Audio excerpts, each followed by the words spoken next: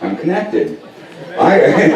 What I want to do is give a very fair, open, and transparent. Please don't say no. Come up and join us on the stage. Come on, I encourage you to come up here. Come on, Nissa. Come on up. This is going to be fun. We're going to have this a celebration. It's about fun. I'm not here to do a hatchet job on anyone. I want you to ask your questions, and I'm going to answer them for you. Is that fair? Dave, repeat the questions, we'll go to hear them. Okay. Fire away. Chad asked me first. Chad, what's your question for me? In one sentence, describe what today is. Today is a celebration of a God-given right that is enumerated in the Constitution. It is a celebration and to encourage my friends to assert that right and to do it responsibly and with love in their heart.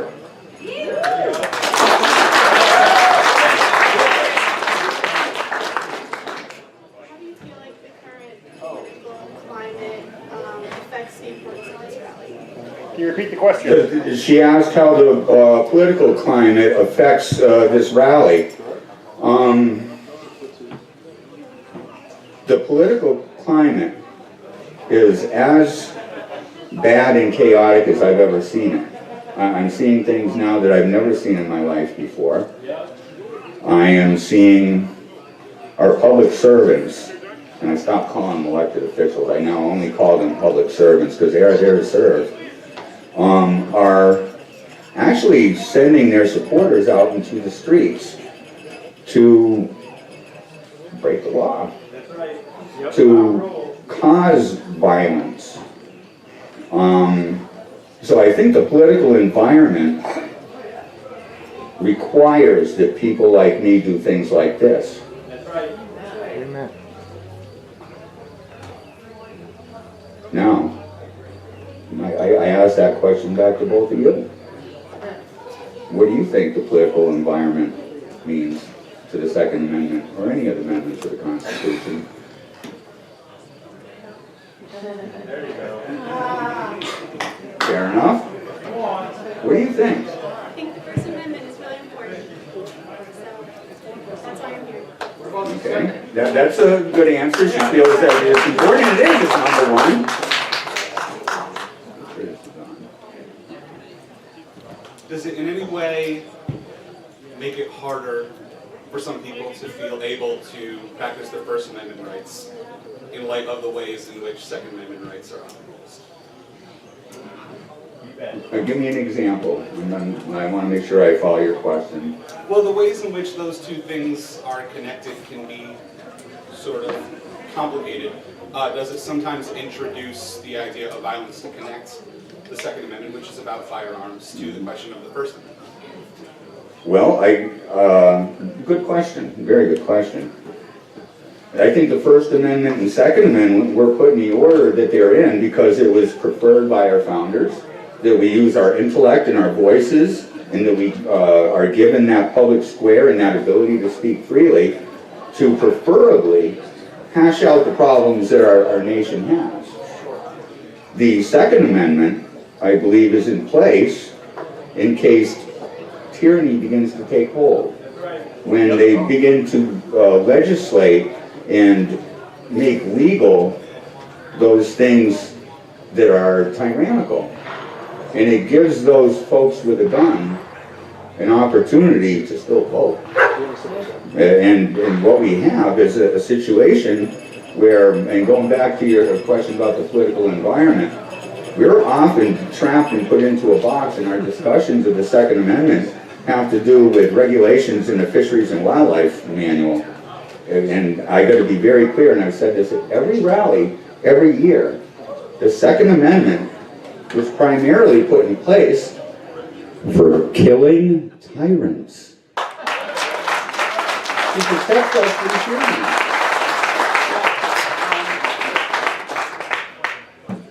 One question I have is this, do you feel that this rally is here to perhaps win the support or convince people that might be skeptical? Or is it here as a celebration for those that are already convinced? Or is this also a platform for convincing those that aren't? that are You skeptical? too. For both. For both. I'd like to strengthen those that understand the importance but are a little apprehensive to use that voice to support and defend our right. But, you know, we have things like the First Timers do.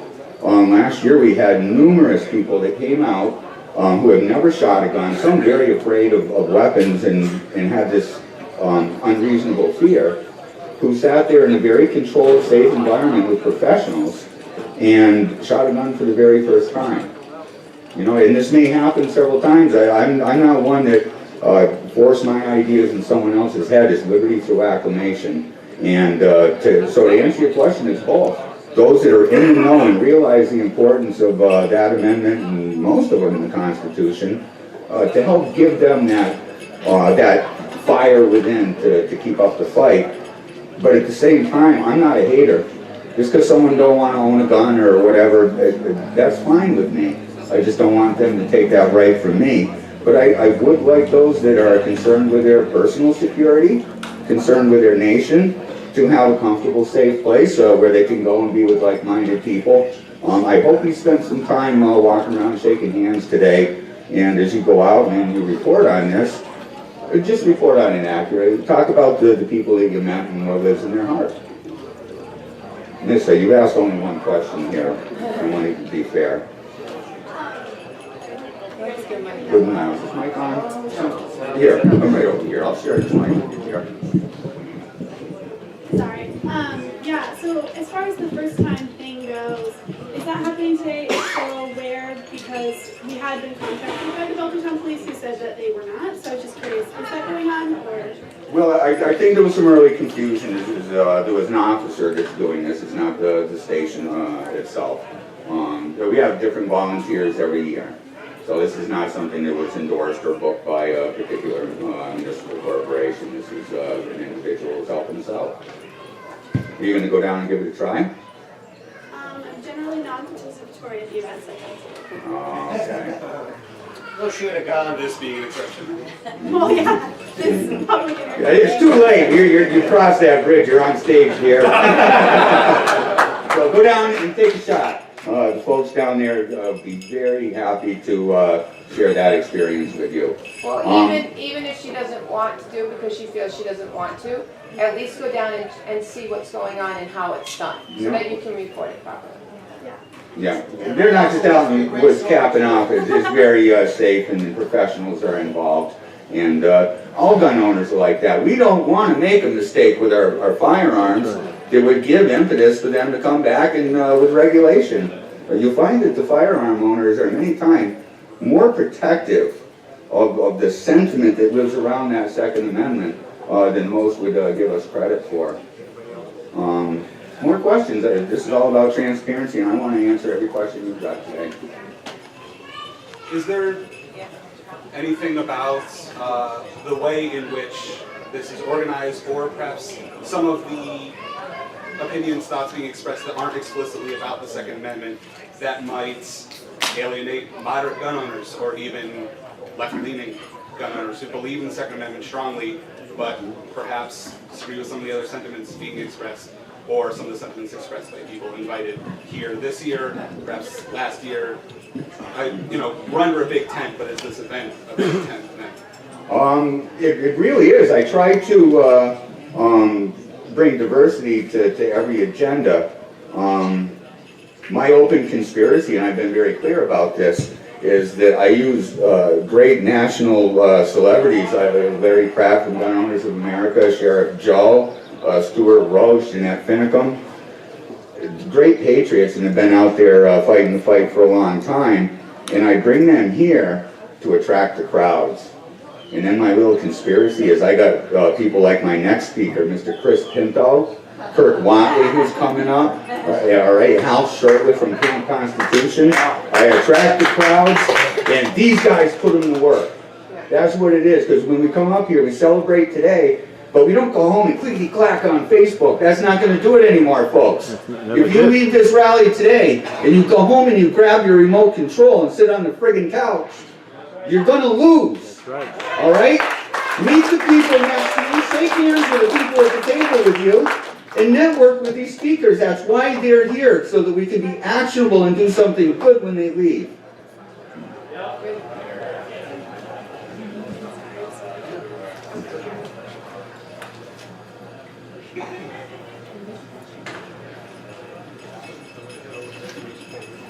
So what do you think? Have you bumped into any racists today? That's what I keep hearing in the paper. And I gotta know, because I value my credibility and my myself, to protect my image. Did you invite Jan Morgan last year? Yes, I did. And correct me if I'm wrong, but she banned Muslims from her gun range, correct? Yes, she did. I would like for you to differentiate that from racism. Oh, absolutely. Very good question. Because I gained a lot of ire from people. The first thing that happened when she banned Muslims from her range was, that she was being racist. And Islam is not a race; it's a creed. First of all. That's right. without opining on that aspect of it, I am going to talk about the economics of it. This is a woman who runs a business, a legitimate business, and every decision that she makes is going to lead to that business either becoming stronger and growing, or is going to go downhill. When you have an entity, and I'm going to be very generic and just refer to that as an entity, who has official documents that calls on them, I believe no less than 109 times, to kill non-believers. It became a business decision not to have, if you and I were standing next to each other at her range, she did not want someone who is pledged to kill somebody with a handgun next to her customers. That was a business decision. If there were Muslims that did not want to kill and believed in a document that called for that, I don't think she would have made that decision. This was purely a business decision for the security of her paying customers. Private business has every right to decide who they sell to and who they Supposed will to not. I think she would ban anybody from her range who endorsed violence of any type or flavor, regardless of their color or religious background. I think that would have been an economic decision that she made. I wouldn't go to a range if it were a flip of a coin that the guy sitting next to me might wish ill will on his fellow man. A flip of a coin. So you think it's a 50-50 proposition whether or not a Muslim American wants to kill a non-Muslim? I use the flip of the coin because it's an unknown. I'm not putting a number I want to to be as it. accurate as possible. Yeah. Did you know I have 4 black cousins? Yeah, I do. And it bothers me when people call me a racist too. I love those little kids. Your turn, dear. Now wait a minute, I'm leaving someone out. Right over here, Amherst Media. Come on, I almost forgot about you guys. I need a representation up here for you guys. Welcome to Sportsman and Amherst Media. We've got some questions to catch you up on. You must have a question for us here. Step up and let's get this done. Yeah, that's a good question. I'd like to listen to the question myself. Okay. A question I have, I had actually called ahead to let the organization know that I'd be here to ask questions. Can you clarify for me whether or not you had asked me if you would be calling me up on stage before you did so? No. So to continue on the point of distinguishing the purpose of this event from ideologies represented by different speakers, can you talk about if this event is about the Second Amendment, how that intersects or doesn't intersect with the very famous tactics of Sheriff Joe and his Sheriff's Department, and how those do or don't intersect with the values of the Second Amendment? It's completely separate. Oh, well, if it's completely separate, I would wonder why. No, I asked Sheriff Joe to come up here because we have on the borders of this nation good people, property owners, that are having their properties destroyed and sometimes killed dead on their own land by illegals coming over the border. And gun control is a national crisis. It isn't just in a single state. So there are elements of the Second Amendment, many issues that you might not think exist. But I did want to have Sheriff Joe up here because this is a problem on our borders. Innocent people are being impacted by the intentional neglect and ignorance of federal law. I mentioned the Title 8, 1324. Sheriff Joe is only enforcing that federal law. And my question to you would be to go back to your papers, to the municipalities that you serve, and ask them point blank. We can go to Northampton or any one of these cities that call themselves sanctuaries. Have one person in that town go to a town meeting, stand up and demand of their elected representatives to ask their town council, does this or does this not violate Title 8, Section 1324? And I love watching lawyers when you ask them these questions, your little buttholes pucker right up like that, boy. Because there's no good answer to give. Your facts hurt my feelings. That's right. So press on these things. We got a federal law that's being violated. Your job as the press is to dig into why, and if that is acceptable, to present that story to the public for debate and to understand. Have you written one article that references the federal law that's being violated by illegal immigration? Well, I just have a question. Should local law enforcement be responsible for enforcing federal law when that's generally set to people like Immigration and Customs Enforcement officers? I do not think that our public servants should be telling them not to. That's right. If there is a person, and I don't care what color they are, whether they're legal or illegal, if there's someone committing a crime, they are supposed to be there to make corrections and deal with that. So to turn a blind eye just because it's a federal law, I don't think is right. I don't think those officials that tell their police officers, their law enforcement officers, not to enforce a particular law, how can that be right? Have you got your question yet? Well, just in general, what would you like to tell I represent the media of Amherst? There are a big group of undocumented immigrants, even in the university that attend UMass. What would be your message on behalf of this event to community of Amherst who are law-abiding citizens who also have to be undocumented? Repeat the question, Dave. Yes, step right up. That's an oxymoron. They're law-abiding, but they're illegal. Yeah. Illegally, they're breaking. That's the key word next. Yep. This is a safety issue. All right. The reason we have immigration law is to know who's coming across our borders, if they're going to be able to acclimate.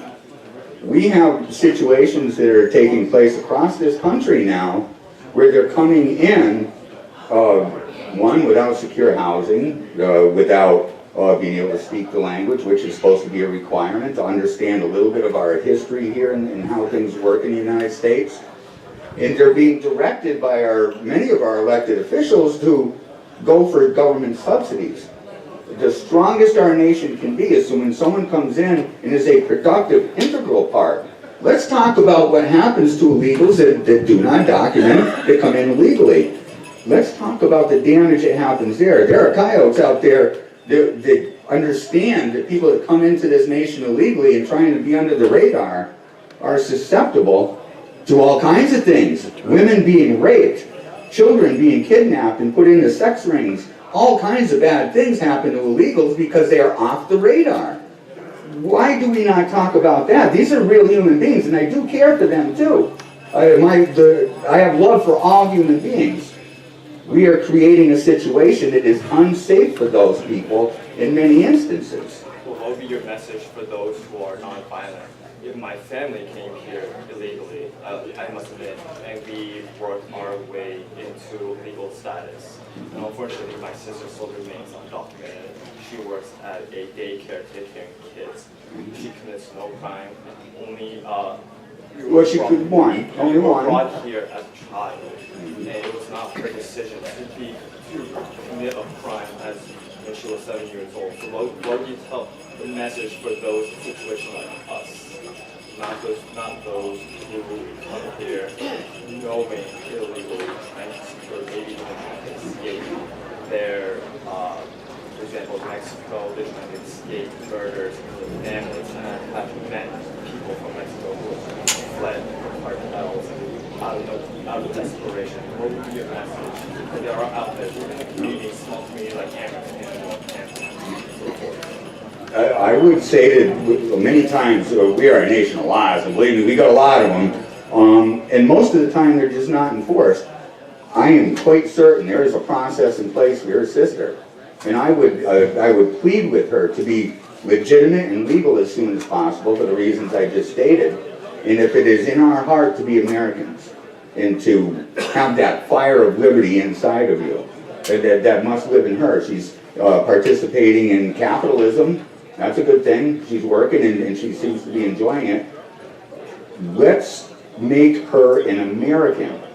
You did it. You did it.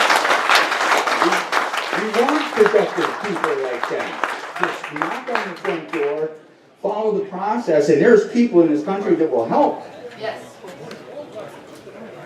I have two more questions. The first is you had mentioned a gun control law in Connecticut, correct? Yeah, it was a couple of years they were trying to register guns, and we all know what happens after you register. Confiscation. So, They were yeah. re-registering. Was this a law on the books in Connecticut? Well, no, this is, I don't know all the legislation, and I can't give you chapter and verse right now. Let's say it was a law passed in the state of Connecticut. You would refer to the 20% that had obeyed that law as sheep. Yes. Now, we had also just discussed how illegal immigration was illegal. The law was being broken, even if we're talking about a productive member of society who, frankly, is likely paying into the system of America if they have a job, rather than drawn from it. They're actually helping produce an even greater America by being here and working. I'm wondering if there's some difference there in understanding that it is civic and patriotic to resist some laws and not one that would seem to be supportive of the No. I advocate that we follow the law. The supreme law of the land is the Constitution, and the Second Amendment is very short. And I got to remind you, there's one place in the Constitution where the word necessary is used, and that's in the Second Amendment. So, you know, I did refer to those 20% as sheeple. They are. They're spineless little cowards that stand in line to give up the damn rights. So I did. And I'm hoping that events like this that happen in Connecticut bring them around. Because I stick by my statement is that the supreme law of the land is the Constitution. Anything that is a law that is in contrary to the Constitution is no law at all. So those people were standing in line to acquiesce a right. And it's they can do that. They can do it with permission. You can give up a right if you want to. Government can't take it. It's always there. God gave it to us. It lives here. So it's just a matter of whether we assert and express that. Dave, the laws have to be made in pursuance of the Constitution, or they're repugnant. What is not enumerated is remunerated to the states. Yeah. And there is no right to come into this country. You can't compare the two. They're apples and oranges. Amen. There is no right to come to America without following the laws of immigration. I have a question that's a little bit of a left turn. So I noticed the cross on the podium here, and I was curious if you feel like that might deter people who believe in the Second Amendment but may just not be a Christian, whether they are non-religious or Jewish or something else. And if so, what was your thought process to putting it on there? I didn't put it on there. Our Second Amendment event is not me, I'm just the instigator, and I go around and I poke and prod and get my friends to come in and help me. This is a collection of a rally for them. This is their rally. This podium was donated because we didn't have a podium. I said, I need a podium. And then Mr. Webb, Bill Webb, who comes out and speaks every year, dynamite guy, Christian, you know, we needed a podium. It's simple as that. That we're not here advocating the Second Amendment to a particular religion. We're advocating the Second Amendment to every red-blooded American.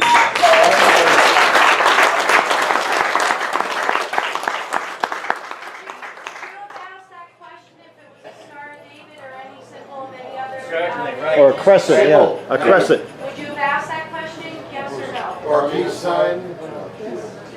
A crescent, yeah. Okay. We have people of all faiths and religions here. Amen. Right. I'm just kind of why I asked. Yeah, and I hope no one's offended. This was, I feel is very appropriate because this nation was formed as a Christian nation. It isn't always lived, but that's part of our history, and we won't be rewriting that. So to ignore that, I think would be dishonest, and I'm about honesty today, right? Any question? You're all set? Well, thank you for coming up from Amherst. I've been over there, their station, Melissa,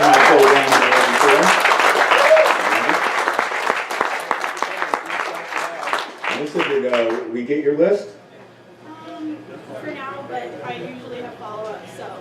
Okay. All right, well, I thank you both for being, all three of you for being a good sport and coming up here and letting me disrupt your